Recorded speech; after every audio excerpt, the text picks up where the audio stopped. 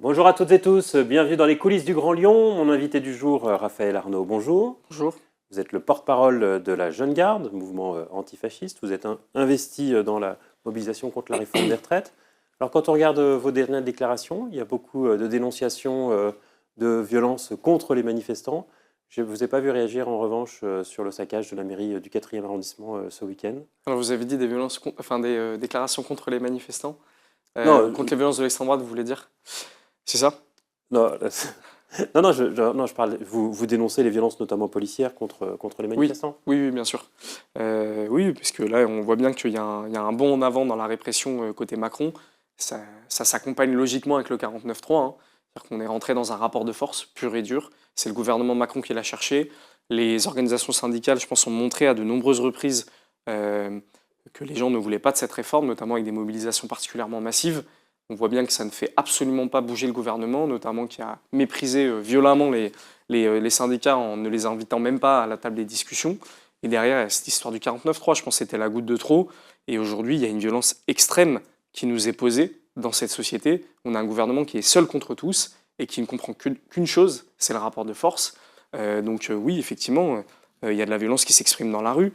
Et personne n'est heureux en fait de voir des poubelles en feu à Paris, n'est heureux de voir la mairie du 4e par exemple saccagée, ou d'autres lieux. La question qu'on doit se poser, c'est à qui la responsabilité? Nous, la responsabilité, elle est très claire, elle est de la faute de ce gouvernement. Je veux dire, moi, tous les matins, quand je me lève, je ne vois pas ça tous les matins. C'est bien qu'on est dans une situation donnée où il y a un gouvernement, encore une fois, qui comprend que le rapport de force. Et on a, oui, effectivement, qui aujourd'hui sont très en colère et cette colère s'exprime. Je pense à un exemple très symbolique de cette violence. Vous ne désapprouvez pas la mise à sac de la mairie du 4e ou le caillassage de l'hôtel de ville de Lyon? Mais en fait, j'y désapprouve le fait qu'aujourd'hui, on a un niveau de violence qu'il faut absolument faire redescendre dans toute la société. Et la façon de faire baisser ce niveau de violence, il viendra que d'une chose, c'est de la part du gouvernement. Je veux dire, ils ont allumé un incendie. Là, avec cette réforme des retraites, avec le 49.3, c'est pas à nous d'éteindre les feux. Alors Un exemple, je pense, très symbolique de toute cette violence, c'est justement les poubelles à Paris. J'ai vu nombre d'éditorialistes s'esclaffer en disant c'est pas possible de laisser Paris dans cet état, etc. En fait, ce qu'on montre, c'est que, voilà, encore une fois, on leur met les poubelles sous les yeux en disant voilà ce qui est de votre réforme, voilà la façon dont vous nous traitez, là vous avez ça sous les yeux. Et la violence, elle vient véritablement de là-haut.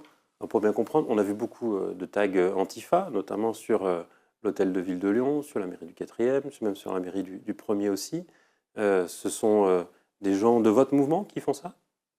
Alors nous, la Jeune Garde antifasciste, c'est très clair, hein, vous pouvez aller voir nos apparitions en manifestation notamment, ce qu'on peut mettre en place, etc. Et c'est justement aussi notre volonté d'aller dans les médias parce qu'il y a cette espèce de mystification du mouvement Antifa, parce que beaucoup de personnes peuvent ou non se revendiquer du mouvement Antifa. Il y a cette espèce d'association entre violence et antifascisme. En réalité, nous aussi, c'est aussi notre volonté d'aller dans les médias pour tout simplement expliquer qu'en fait, on est là, on existe, on est capable de défendre notre projet et de défendre des choses, et notamment sur la question des violences de l'extrême droite, mais pas que. On est capable Vous n'avez de pas mettre... répondu encore à la question, ce sont des gens de chez vous qui font ça ou pas? Nous, encore une fois, notre apparition, elle est très claire. Dans les manifestations, tout ce que on fait, on le revendique. Donc il y a juste à aller voir notre page. Et non, nous n'avons pas revendiqué, évidemment, ce qui a pu se passer à la Croix-Rousse. D'ailleurs, nous n'étions pas à cette manifestation. Mais encore une fois, la question, je sens bien le truc, est-ce que vous désolidarisez des manifestations actuellement qui se déroulent dans nos rues le soir? Non, on ne se désolidarise pas de ces manifestations-là. On ne se désolidarisera pas de ces manifestations-là. Encore une fois, c'est des élans de colère. Dans ces manifestations. Mais vous pouvez insister tant que vous voulez. Moi, je vous dirais que c'est la responsabilité du gouvernement. C'est la responsabilité du gouvernement si aujourd'hui, encore une fois, moi je ne me lève pas tous les matins en voyant une mairie saccagée ou en voyant des distributeurs saccagés. Donc vous ne vous désolidarisez pas des antifas qui ne font pas partie de votre mouvement, qui ont Moi je me saccagé la mairie du 4e désolidarise ou la pas mairie du des 1er. manifestations tout court. Après, on peut avoir des pratiques différentes Je ne dans parle le pas des mouvement. manifestations, je parle des actes de violence. Là. Mais nous, vous savez, on peut avoir des divergences et des pratiques différentes au sein d'un mouvement. Moi, ce qui est sûr, c'est que je ne me désolidarise pas, et la Jeune Garde ne se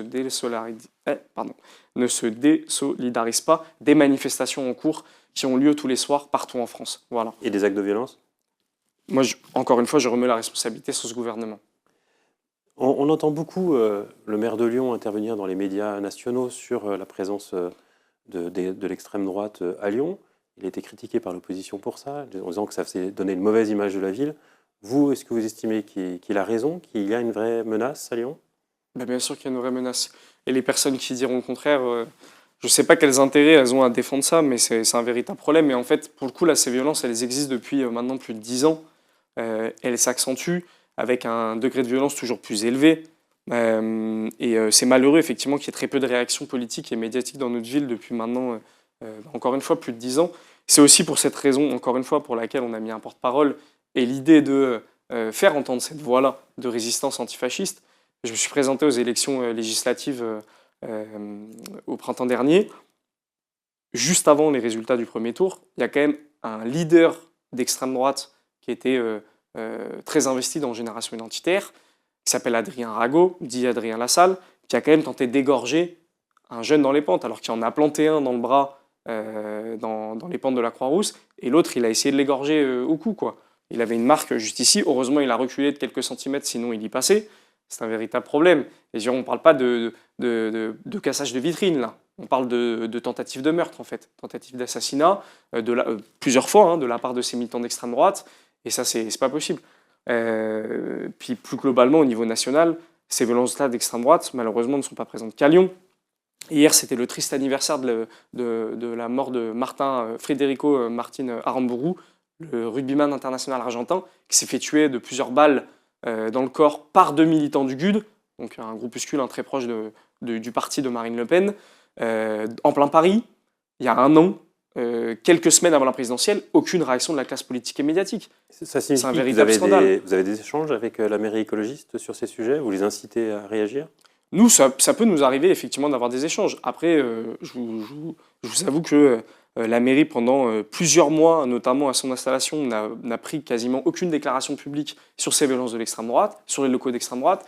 Et le moment où elle a commencé à prendre la position publique, c'est quand justement on est rentré un peu dans ce rapport de force et on leur a imposé le fait de dire là, il y a véritablement un problème. En portant justement aussi la responsabilité de cette mairie, c'est pas la seule à être responsable de cette situation, mais en disant en fait, il va falloir se bouger. C'est bien beau d'avoir de belles idées en devanture, n'empêche qu'à un moment, on attend de l'action. Et effectivement, ces déclarations publiques sont un premier pas vers de l'action. On a pris note de ces déclarations publiques, c'est une bonne chose, mais on en attend encore beaucoup, et notamment de la part de la préfecture. On a le sentiment qu'il y a quand même un recul des violences de ces groupes dans l'agglomération lyonnaise. C'est un constat que vous partagez? Oui, tout à fait. Et alors, le danger est pour autant bien présent. Ça ne veut pas dire que le danger n'y est plus. On l'a bien vu avec des images qui ont fait le tour un peu de la France, notamment au moment de la triste mort de la jeune Lola, où on a des espèces de manifestations anti-migrants qui se mettent dans les rues en menace de mort, etc. Je n'ose pas imaginer s'ils avaient croisé un migrant ce soir-là. Les violences lors du match France-Maroc sont quand même symptomatiques, puisque pendant 2 semaines, on a eu l'extrême droite sur tous les plateaux télévisés qui nous répétait que ça allait être la guerre civile, que les Marocains allaient mettre la France à feu et à sang. Nous, on avait dit attention, si l'extrême droite dit ça sur les plateaux, ça veut dire que leurs milices sont en train de préparer des attaques. On peut encore retrouver mes tweets, je le dis une semaine avant que ça arrive. Pim, qu'est-ce qui se passe? Effectivement, dans toutes les villes où l'extrême droite est présente, il y a des attaques de l'extrême droite et qui, pour le coup, attaquent notamment des supporters français marocains qui faisaient la fête ensemble, notamment sur la place Bellecour, place de la Comédie à Montpellier et dans nombreuses autres villes de France. Donc ouais, c'est assez malheureux de voir comment l'extrême droite arrive aujourd'hui à s'organiser en toute impunité. On le sait, ils vont passer à l'action et ils le font. Et derrière, il y a très peu de réactions, encore une fois, de la part de la classe politique et médiatique. Il y a aussi eu un rassemblement à la paroisse Saint-Augustin à la Croix-Rousse. Vous ne croyez pas à la bonne foi de l'Église sur ce sujet, qui estime s'être fait duper et qui a porté plainte? Je ne sais pas. En vérité, moi, je connais pas le prêtre, je connais pas cette paroisse en particulier. C'est sûr qu'on émet un doute. On émet un doute parce que c'est pas la première fois que le diocèse de Lyon est impliqué avec ces groupuscules-là. Je pense notamment à la marche organisée par Génération Identitaire qui s'appelle Fierté Lugdunum au moment du 8 décembre pour la Sainte Vierge Marie. Là, on retrouve un peu toutes les branches un peu catholiques intégristes qui se greffent aux mouvements les plus radicaux de l'extrême droite lyonnaise. Donc à un moment donné, c'est sûr qu'il y a un lien entre certaines églises à Lyon et les mouvements d'extrême droite. Donc quand on apprend que l'extrême droite est venue à Croix-Rousse dans des locaux du diocèse de Lyon, effectivement, on se pose la question. Après, encore une fois, je l'ai mis sous forme de doute parce que potentiellement, effectivement, le prêtre en question et cette paroisse en question est peut-être de bonne foi. C'est une possibilité. N'empêche qu'il y a quelque chose à creuser à Lyon, c'est entre les liens entre certaines églises et l'extrême droite la plus radicale. On a aussi vu un communiqué de différentes organisations qui racontait une agression à votre domicile. Qu'est-ce qui s'est passé? Je crois que vous n'avez pas porté plainte pour le moment. Non, par contre, c'est une question qu'on se pose. Parce que moi, effectivement, je pense à ma famille et mon militantisme. Si je savais qu'au moment où je m'engageais contre l'extrême droite, ça comportait de nombreux risques, hein. C'est une réalité, parce que c'est des gens extrêmement violents et qui sont capables de tout. Comme je le disais, d'assassiner un rugbyman international en plein Paris il y a à peine un an. C'était une forme d'engagement, mais qui a des limites. C'est sûr que venir en bas de mon domicile, c'est une violence extrême parce que ça vient toucher à la vie privée. C'est-à-dire que lorsque là, je viens sur ce plateau, c'est de la vie publique, c'est de la vie politique. Lorsque je viens en manifestation, c'est de la vie publique, la vie politique. C'est pas qu'on accepte la violence, mais elle est prise différemment, parce qu'on sait dans quoi on s'engage. Là, quand ça touche à la vie privée, c'est un degré de violence supplémentaire. C'est pour ça que je dis dans le communiqué notamment que c'est un cap qui a été franchi lors de cette tentative de guet-apens. En réalité, c'est ça qui s'est passé. Et oui, Concrètement, ils sont étaient venus. une dizaine à vous attendre en bas de chez vous. Petite dizaine, moi j'en ai compté 7-8, peut-être ils étaient plus. Effectivement, c'était des allers-retours à pied. Ils ont tenté de rentrer plusieurs fois dans mon immeuble, notamment des personnes encagoulées.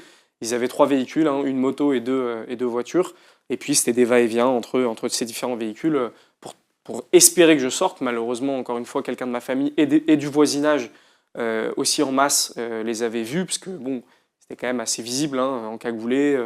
On voyait qu'il se passait du matériel, notamment certainement des matraques télescopiques, etc. Oui, c'était très rapidement vu. Heureusement, ça a permis pour moi de me protéger.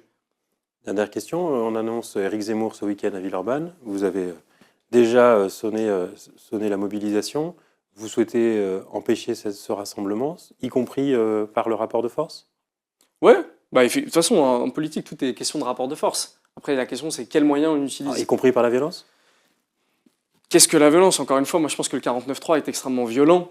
Pour autant, physiquement, on n'est pas touché par ça, quoique la répression, pour moi, est liée au 49.3. Donc, y compris par la violence subit de la violence.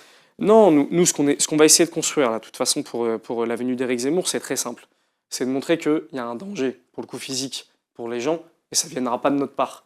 Ça viendra justement de toute cette faune un peu locale de l'extrême droite, violente, qui, lorsqu'ils viennent à Villeurbanne, ça ne va pas être juste pour faire joli devant les caméras. Ça va être très certainement pour mener des agressions, notamment à Villeurbanne. Je pense que c'est un quartier où ils ne sont pas spécialement à l'aise, hein, parce qu'il y a une forte communauté juive, une forte communauté musulmane.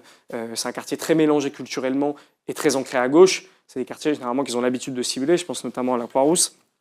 Donc ils ne vont pas venir pour enfiler des perles. Nous, ça va être de montrer le danger de cette mobilisation et tout simplement de l'interdire. Puis aussi, c'est une histoire de dignité. Rappeler à Éric Zemmour que Villeurbanne, ce n'est pas le parc Astérix, quoi. Je veux dire, c'est un quartier qui a une forte histoire ancrée ouvrier, encore une fois multiculturelle. Et c'est de montrer que, non, en fait, on peut pas balancer de telles horreurs dans la société. On peut pas balancer, comme ça, reprendre des théories comme le grand remplacement qui ont servi des terroristes au passage à l'acte. C'est-à-dire qu'on en est là, encore une fois, au niveau de violence, hein. On parle de terroristes qui reprennent toutes ces théories pour justifier leurs attaques. Et derrière, lui, il vient Pompélope faire des séances dédicaces à Villeurbanne. Non, mais non, c'était pas possible. C'est aussi de rappeler ça. Raphaël Arnaud, je vous remercie. Et puis moi, je vous dis à demain pour une nouvelle émission des coulisses du Grand Lyon.